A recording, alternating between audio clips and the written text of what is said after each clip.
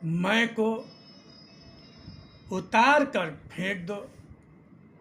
देखो, क्या यही तुम्हारे जीवन का बोझा नहीं, जो तुम्हें, तुम्हारे जीवन को, तुम्हारी आत्मा को दबाकर तुम्हारा अपना कष्ट बन रहा था। तुम्हारा पल पल का विश्वास तुम्हारी पूजा है। पल पल में जो देखते, जो पाते हो, जो खोते हो, उन सब के बीच भी जब अपने विश्वास को खंडित नहीं होने देते हो, वह विश्वास पूजा बन जाता है। ऐसा विश्वास जब खंडित होने से बचा कर रखते हो, तुम्हारे जीवन का मजबूत आधार बन जाता है। जीवन का आधार मजबूत हो, वही जीवन संसार में स्थायित्व पाता है। वही जीवन संसार की आसुरी शक्तियों से लड़ पाता है। वही जीवन संसार में कर्मयोगी का जीवन कहलाता है। हर पल विश्वास को तोड़ने वाली स्थितियां सामने आती ही रहती हैं। उन स्थितियों में भी जो मन को स्थिर रख पाता है, वह संसार के बड़े से बड़े अधर्म के झोंकों को भी सह जाता है।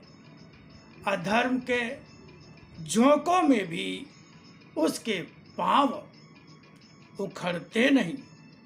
तुम्हें जीवन में जो भी मिले, देखना उसका कारण क्या है।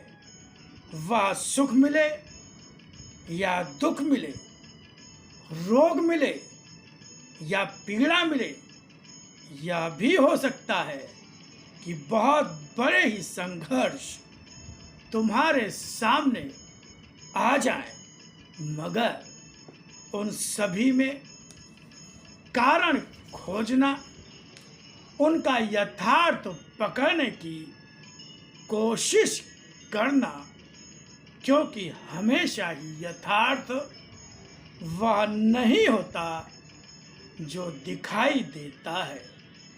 यथार्थ ही तुम्हारे लिए सब कुछ होगा।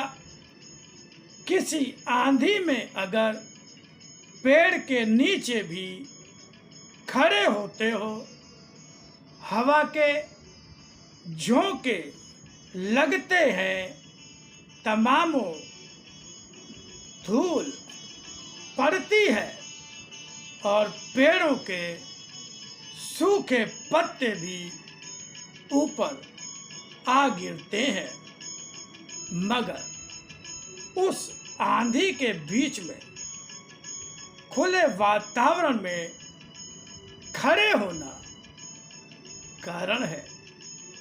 यथार्थ तुम्हारे ऊपर पड़ी धूल नहीं। अगर बंद कमरे में या घर में बैठे होते तो दरवाजे, खिड़कियां बंद करने का अवसर भी मिलता।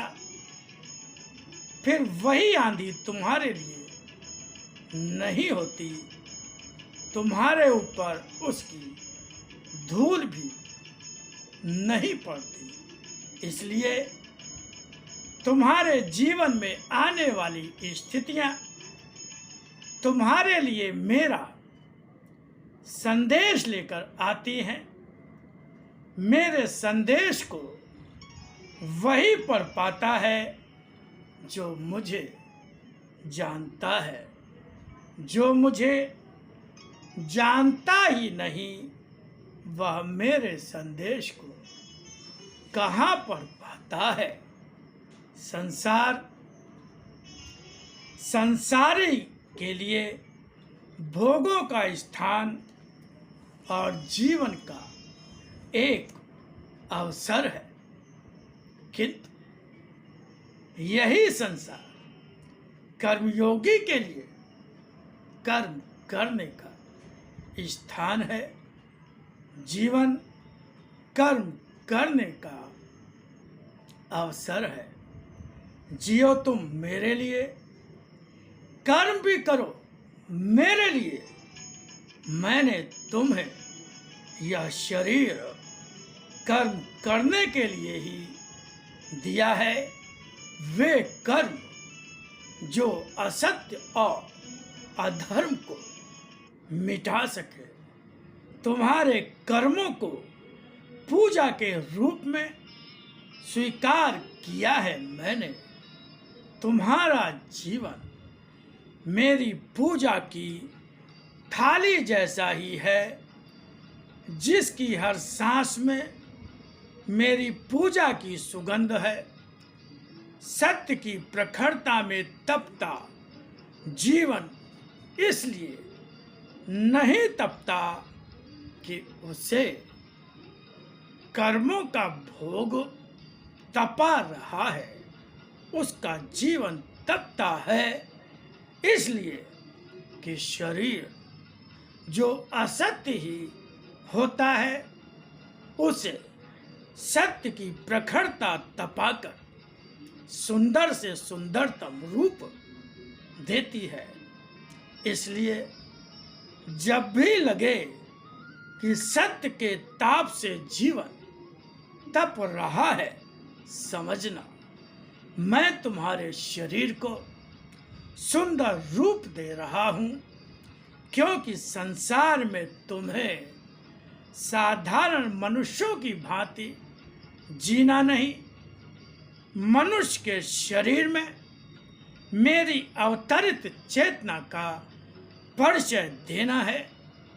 जीवन अगर तपता है, तपने दो। यह ताप तो मेरी उपस्थिति का परिचय है।